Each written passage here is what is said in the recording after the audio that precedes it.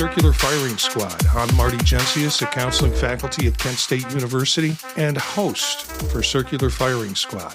We've got 4 members, 4 questions, and 4 answers for each question. Each squad member generates a question that we all have to answer. Some of them crazy, some of them sane, but all of them really meaningful.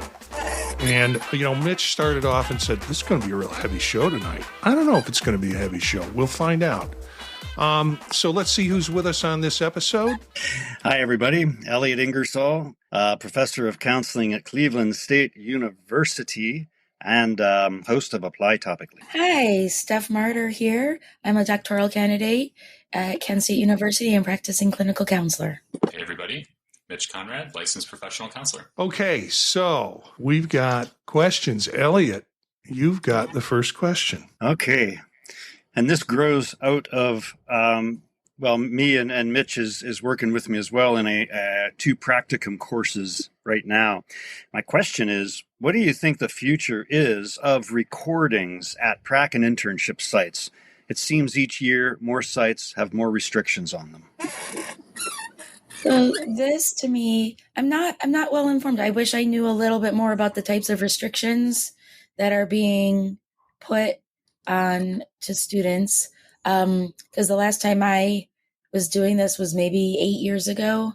And so... Do you want me to tag on that real quick? Would that be okay? Can you give me a little bit of the trend? Sure. The sites are more wary of allowing recordings, and they really lean heavily into, well, if the client doesn't want it, we can't do it. And some sites are just saying, no, we're not doing any recordings. Some sites, I basically watch supervision sessions instead of sessions with clients. So those are some of the things that are happening, but everyone's worried about liability. And I can understand for some of the maybe privacy reasons, and definitely shouldn't have to have any client be recorded that is not comfortable being recorded. And at the same time, I think there was a lot of valuable information that we got when we were in a safe, secure practicum site after getting all the necessary permissions. I think being able to look back at yourself, being able to watch yourself, being able to watch others actually provided a lot of information and valuable information, whether it was learning new skills, learning new ways to manage something, or identifying things that you can work on and do better. I appreciated having recordings. We were very, secure with everything. And there was a big protocol to go through to make sure that everything was locked up, and that the office, all the ethical standards put into place. So, I can understand. I don't know what has been breached as far as data, that has maybe led to this, or what is precipitating all of the crackdown. But overall, I think you might be losing some valuable training information if you take away recordings and being able to kind of process those by yourself with a supervisor or with classmates. Yeah, so this is, I've got a lot of, got a take on this question for sure, kind of a hot take. At least that's my feeling about it. This is a sort of like a surprising thing to me as someone who was a psychotherapy client for a really long time first, and then came into the field to be a counselor. The reason it felt surprising to me is that this was something that didn't happen to me over the course of my time as a client. And so I was never asked to do an audio recording or anything like that. However, some of the things that I noticed I hear the counselor education piece side of this, and I think that's valuable in terms of training information and in terms of providing a space to learn and providing a space to observe classmates. I have 2 concerns. One is a client perspective and one is a student perspective. From my perspective, noticing patterns about what's going on inside of the internship and, providing not supervision, but, helping out with classes at CSU and talking with friends and colleagues about this. One thing that I've noticed is that I'm not really surprised about what is coming up for other people inside of their sessions with other people anymore.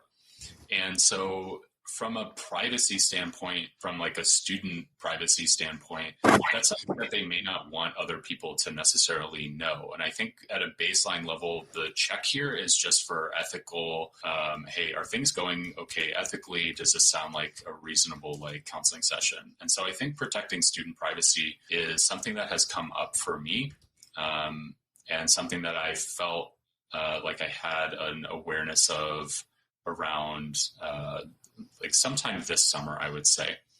And there's also the idea of, I think, like, how do we present this kind of stuff to clients? Because I don't remember being told or being like shared with like, okay, like how are we necessarily discussing these things? Are we giving people inside of internship like, hey, like here's a video, right? Or like, hey, we're going to record you and I'm going to use this video and maybe share it with the supervisor. Also, are we discussing and saying like, hey, this video is going to be shared with a class of 12 people. Hey, is this video going to be shared with a class of 24 people? What is the type of, and how is it going to be shared in the class? I think is a really important thing, because I haven't always noticed that the focus has been on like client, or really like these are people too. And I think that it's really important to treat people in those spaces who are like volunteering and recording videos, to give them the respect as if they are inside of those spaces as well.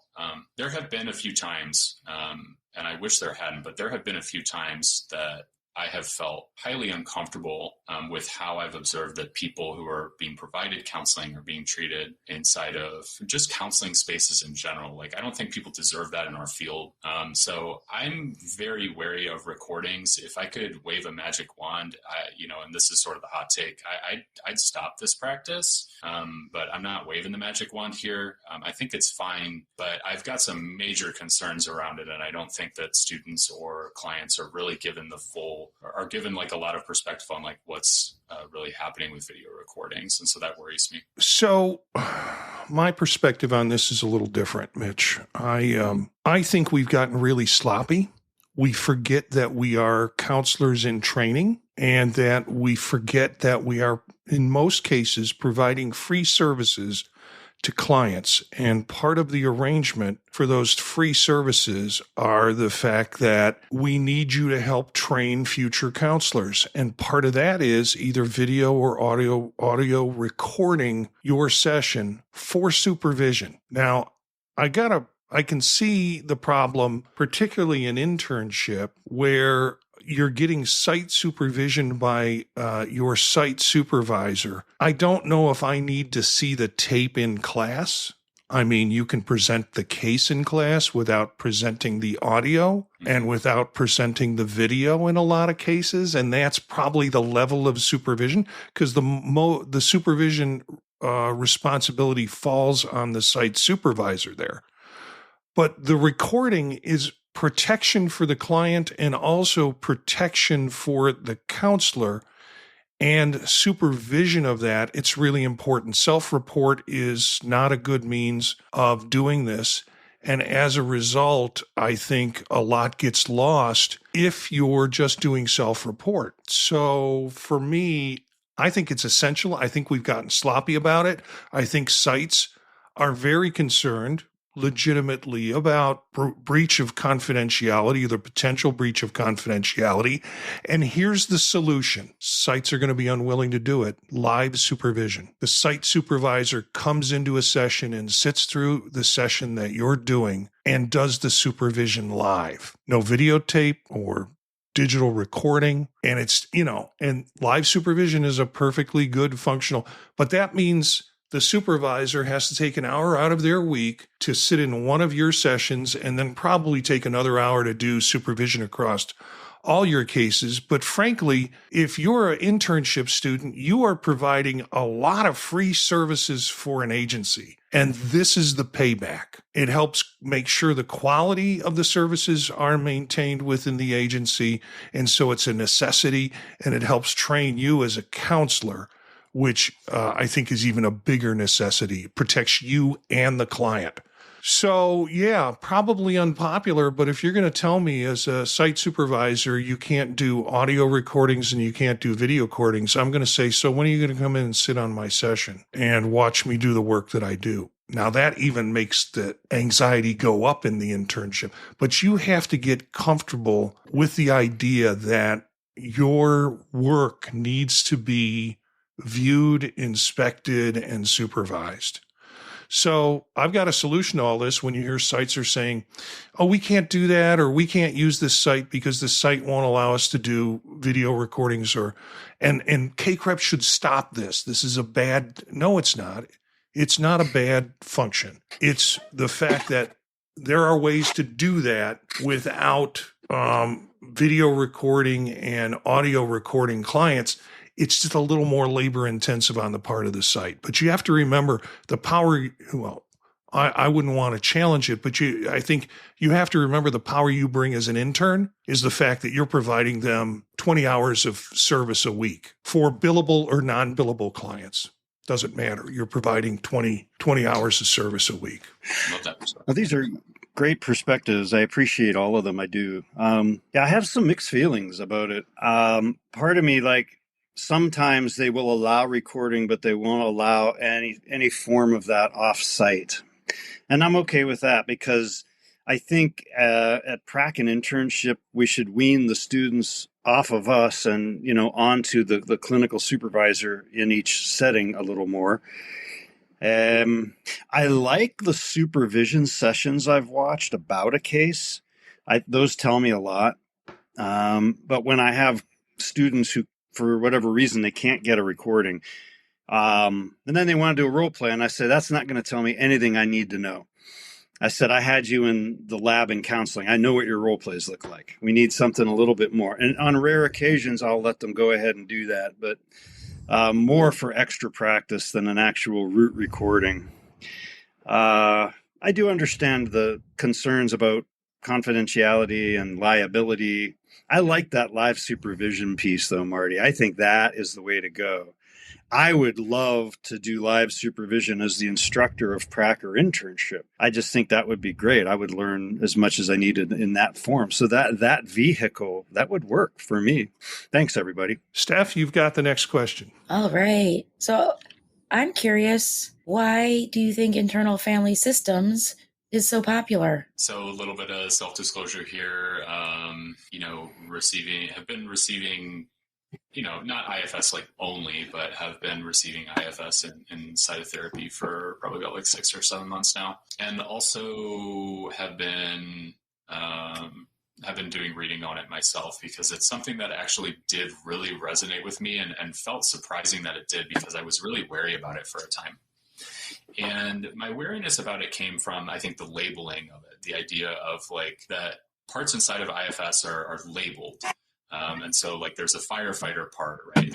And the therapist is sort of ascribing meaning to someone else's parts, which feels really weird to me. But my therapist and I don't approach it that way. I'm able to label or not label my own stuff. And I think that the thing that it felt like it helped with for me is that it allowed for some increased levels of self-empathy and reductions in I think judgment about emotions or judgments about cognitions, because they could then be ascribed to, okay, this is a part and while that part is part of the whole, it's not the whole. And so for people, especially, and I'll just, provide some context here. I can sometimes get really into the, hey, if I'm having a particular emotion that can sometimes feel very consuming. And I think, I imagine other people can experience it that way too, of hey, there's this emotion. It feels really consuming. It feels hey, this is the entirety of me this week or today or in this hour. And parts work, I think, does this really cool thing where it allows a really simple explanation for how to just consider that a part and not to have that sort of take over everything. And I also think it allows for, I'm reading No Bad Parts right now, just better treatment of self. Talks about my therapist and I talk about reparenting, and reparenting for me has been really powerful and positive. Because it's well, if I have concerns about how I was treated with my parents, then I guess there's only one person who can treat me differently and parent me differently, and that's me. So I think there's a lot of great stuff there that and a lot of this has probably been explained before in other kinds of therapies, but I feel like IFS does it in a very simple way that I appreciate. So that's my 2 cents on it. Boy, Mitch, I'm sorry. This is the second time I'm gonna That's all right. be tough on you tonight. And Stephanie might know this because she's been involved in my family therapy class. It's become popular, so I feel a need to teach it in family therapy. And my take on it is it gives the illusion to the counselor and the client that they're actually doing family therapy without having the family there. So it's all projective in a sense. It reduces the anxiety of the client for having to ask members of family to join them, either physically or over the phone or through some kind of medium. And it also reduces the anxiety of the counselor to expect that other family members do this work. So you've come up with this nice little system that has a whole series of labels in it. Guess what? It's id, ego, superego, relabeled. It is parent, adult, child from transactional analysis, relabeled. And it generally is a way for, and I really don't like it, having teaching family therapy, because it feels like it gives counselors an out from having to actually do the work with the whole family, where you can get a corrective emotional experience, where it's not it is a necessity for you to figure it out. And what you're figuring out is a projection. You're not figuring out what's really going on. So, when I think about it, and I think about counselors who want to do family therapy with one person, and hence now it's the thing is they're doing it, calling it internal family systems work. Whitaker, one time, I had the opportunity to spend some week or two with him, and he had a statement that stuck with me. Resistance is always in the therapist. So the therapist doesn't want to ask you to ask the family to come in or put them on the speakerphone like he used to do the family work that you need to do, or not specific to you, Mitch, anybody who's doing IFS. And for me, it's this fantasy that you're actually doing family work when they're not in the room. I kind of thought you and I would be on a similar place with this, Marty. I called it the revenge of transactional analysis. I can hear the promo tape now. It came from the 20th century, and now, internal family systems. I mean, it strikes me as psychodrama. I liked what you said about being projective, and I think that can be useful. But I mean, we've got psychodrama. It also has elements of Roberto Saggioli's psychosynthesis in it. John Rowan's theory of subpersonalities and his Jungian approach to subpersonalities in therapy, and like as we've both noted, transactional analysis. But I get it. Everyone's got to get tenured. Everyone's got to get published. It was like when Jeffrey Young came up with schema therapy, and I'm like, well, that's just cognitive behavior therapy. Well, yeah, basically. But I don't know. People don't seem to get hung up on those technicalities. I think when something gets popular, I get instantly suspicious and perhaps a wee bit oppositional. Because I've never been a person who could keep up with trends, because when I get excited by something, I do a deep dive, and my peers, they're already 5 whatevers down the road.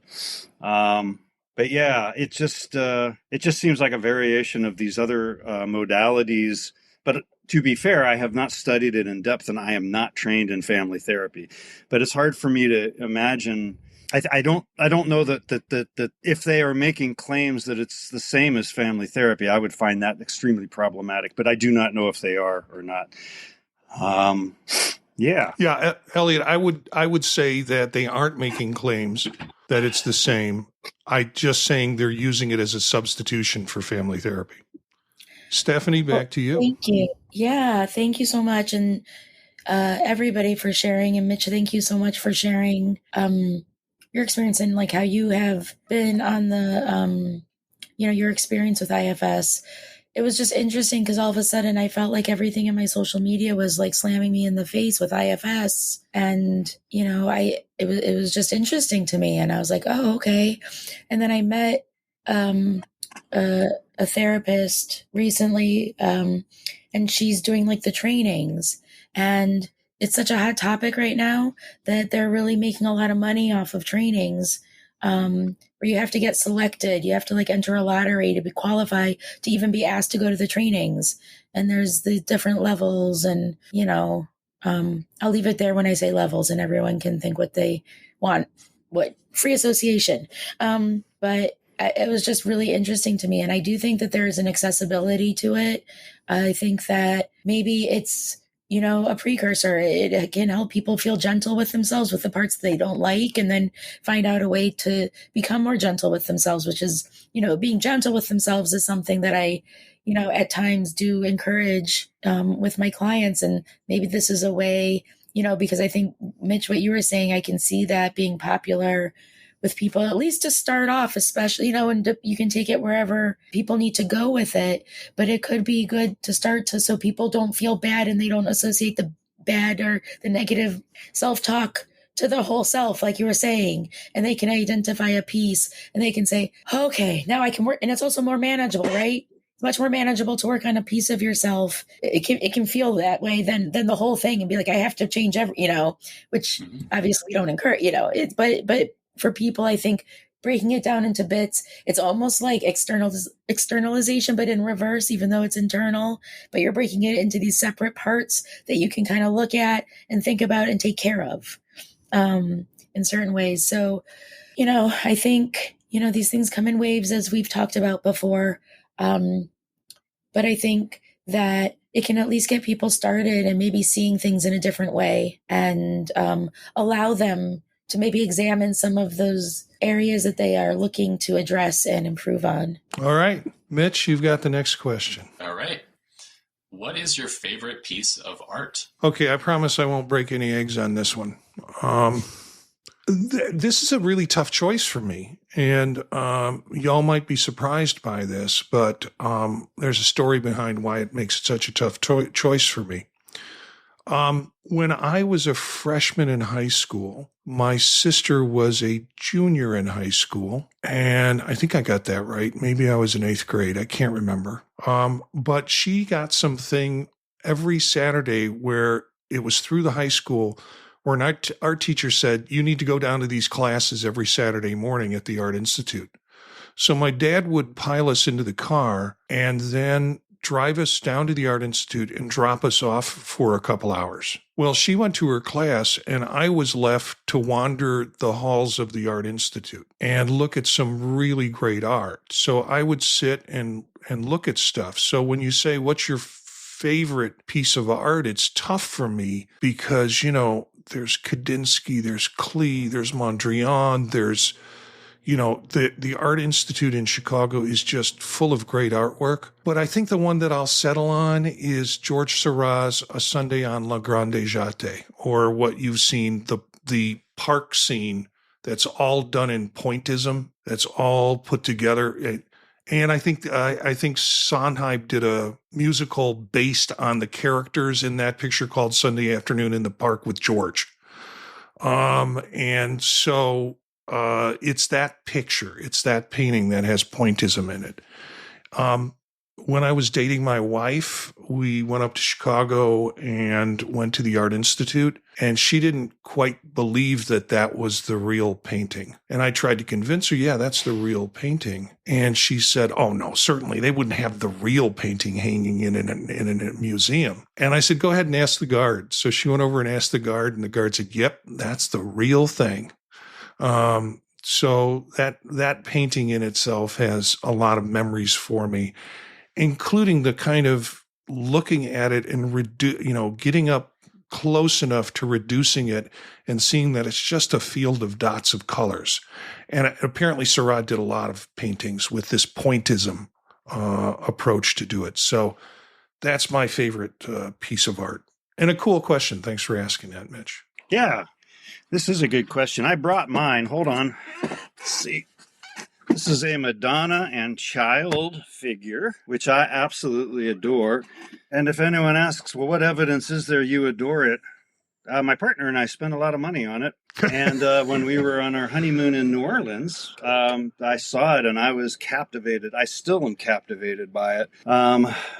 It's beautifully done. And I know this is probably the most exciting moment for listeners of the podcast when I try to describe a visual art. But anyway, yeah, it's a Madonna and Child image.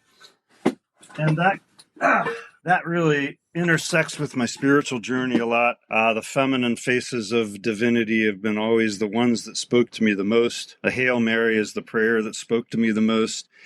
And I'd had a very profound, I will call it a mystical experience at the Society of St. John the Evangelist, the monastery. And again, it was regarding the feminine face of divinity. So yeah, that right now is my favorite. It's hard to say, well, favorite, is it really, do I like it most? And that's hard to say, but I liked it enough to spend some money on it when I had absolutely no money. I'm known for that. My dad said Ingersoll men have champagne tastes and beer budgets, and I fall right into that. Well, what kind of question is this? I'm kind of coming off of what Elliott was saying, because I'm like, how do you even ask a question like this, Mitch? Like, are we meant to have a single favorite piece of art? I have grown up near the Cleveland, Museum of Fine Arts, and in there regularly, especially because it's free for like the main, exhibits.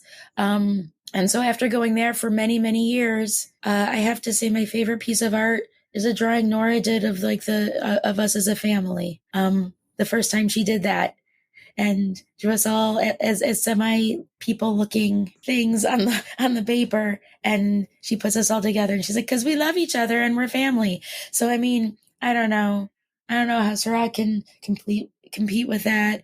No Picasso. I have seen some really amazing art, but I think now that's perhaps my favorite. Yeah, I love these answers. I feel like I should probably avoid the word favorite from now on, because it's so hard to choose, right? Like, because I think there's so many different pieces of, whether it be art or music, right, that speak to us. I actually went to the Cleveland Art Museum for the first time just this month, which is crazy living in Ohio for so long and never going to the art museum. I never remember being like taken there as a kid or anything like that. But it got me thinking about this question. And in terms of like what art that I've appreciated over the time that I've been here, certainly for me, the Great Wave, I'm sure people are familiar with that one. That's one that has always stuck out to me, even though I think I've described my fear of like deep ocean water here a few times on the podcast. There's also, and for me, another sculpture or statue in the world that I really appreciate. I've never seen it, but I always wanted to until they took it down to relocate it. But it's actually a statue of Guan Yu in China. And I've always been really fascinated with, since I was a younger kid, probably like in my teenage years, with Chinese culture and Chinese history. Guan Yu is just like a figure that really like sticks out to me based on the mythology of him. And so I also think the statue just looks incredible. It's also a really, large statue out on by, I think, like a body of water. So those are the two for me. It seems a little odd to me that I feel a bit afraid of water, and then two of the pieces that I enjoy the most are either adjacent to water or water is the main theme. So okay, now there are so many good pieces of art, and it strikes me. Thanks for asking this question, because it kind of put me down a memory lane of stuff that I have really appreciated, and don't spend enough time just sitting with it as I used to. And so there's an app called like Daily Artwork, and it sends you like a classic picture with all the information on it. And I've signed up for it just because it sends me that every day, and I get to take a look at it. And I'll share that maybe in the show notes for people who are interested in finding that app. My question came out of an experience this week. And, my daughter had her tonsils removed. She's 35 years old or 34 years old. Hope she's not listening. And it is really hard on adults to have that happen. And she also had ear infections. And she asked me or maybe I said, I'm trying to remember if you had ear infections as a kid. And ear infections as a kid, I just remember the pink stuff that you'd have to put in their throat and they'd spit it back out. And it led to a further discussion that finally this was the question that emerged. And so I said this question tonight to my wife, and she said, well, that's an interesting question. And then I told her my answer, and she said, you can't say that. Do not say that. You can't say that. But I think I have a perfectly reasonable, you're going to have to wait for mine last. Is there a horrible human behavior that others, you and others, both shun? We all agree this is horrible human behavior, but you kind of understand why it happens. I think you stumped me on this one, Marty. I mean, I'm starting a whole new part of my therapeutic journey, just kind of a life review, and it might take 30 years. I'm not in a rush, but there's really nothing human that is foreign to me right now. I'm in that weird space. Things that are horrible human behaviors that are intentionally cruel, result in a loss of life. That's how far out I have to go. But then I immediately get suspicious. I and others shun this. Ergo, that means that I am probably projecting some of my own shadow onto whatever these people are doing. I think the things I've worked through therapeutically myself and with clients is about human sexuality and how sometimes for some people, one person's sexual, delight is another person's den of iniquity. I don't see right now. I don't even feel like I'm coming close to the intent of your question. We're talking about a horrible human behavior, and I'd have to go with murder or the other mortal sins. And I get why they happen because we sense ourselves as isolated and we project our own shadow onto others. And then we try to kill the other when we're actually lashing out at ourselves. But sorry, I gave a convoluted answer. This one twisted me up in all sorts of interests, psychic knots. Nothing like overthinking the question, Elliott. I was really kind of depending on you to just go to the dark side, grab an answer, and come back out. But no, you turned this into a philosophical mental jogging.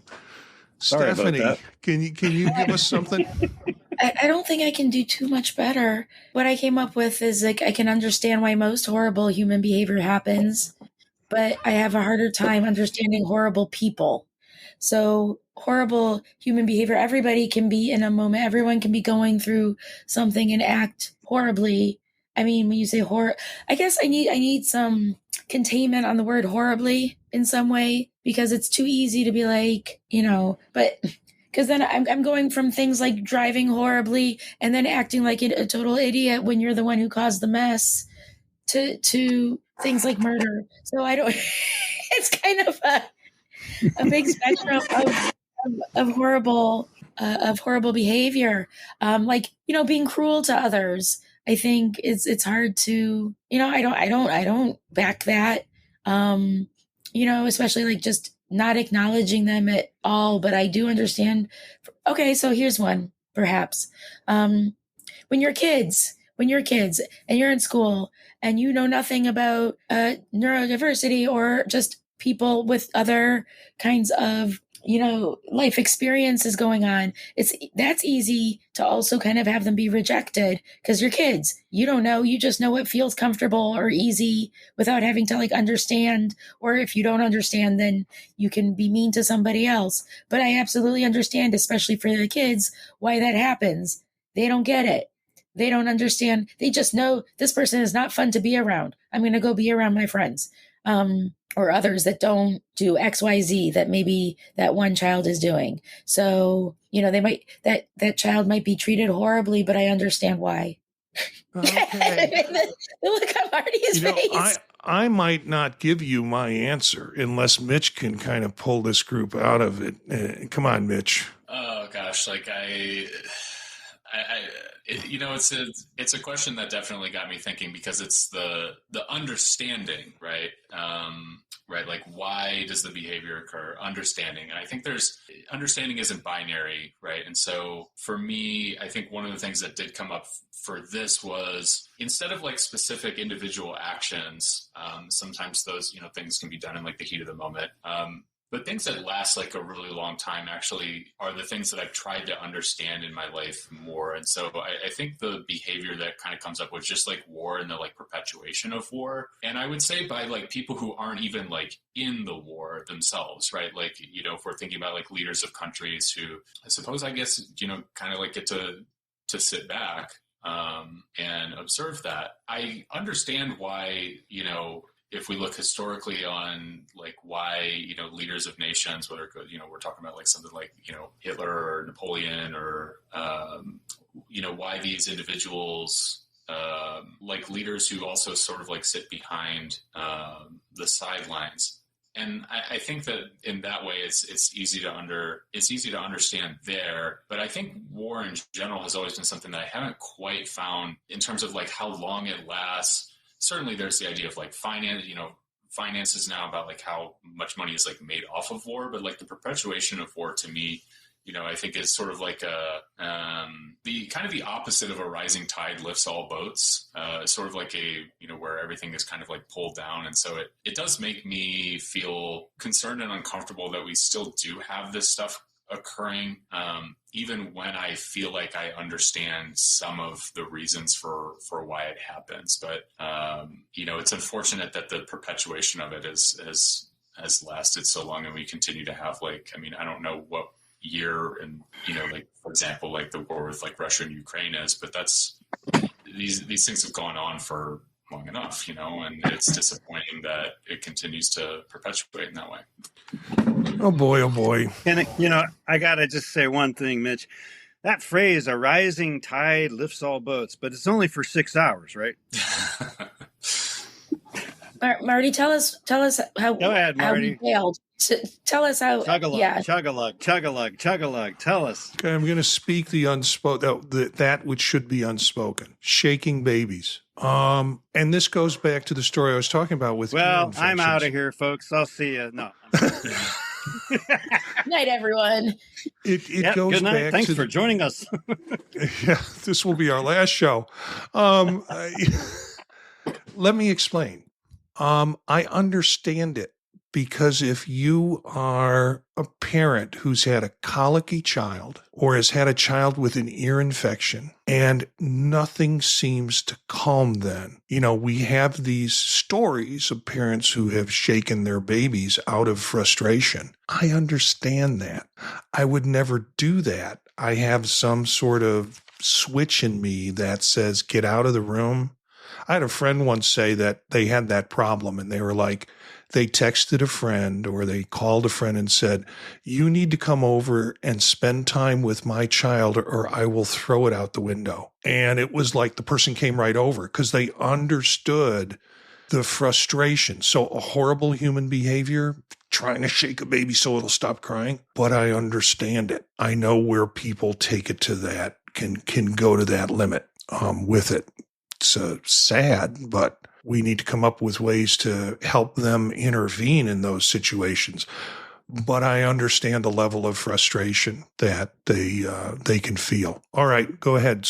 Okay, real quick, I just have to tell you, there was a punk band in Youngstown in the 1980s called Shakin' Baby. Okay. That doesn't make me feel any better, Elliott. That was all I had.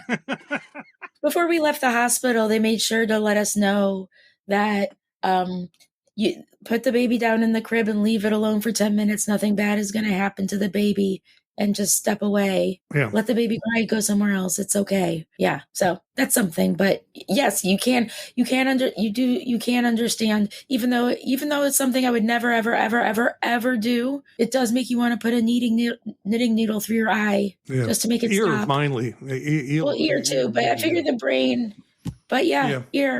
Yeah. Does anybody ever wonder, why don't babies who cry a lot get hoarse? They never do. They go forever, boy. Same thing with dogs. Same thing with dogs. Okay, let's do the final shot question. I somehow I don't feel redeemed, but so it goes. I might ask that question again sometime.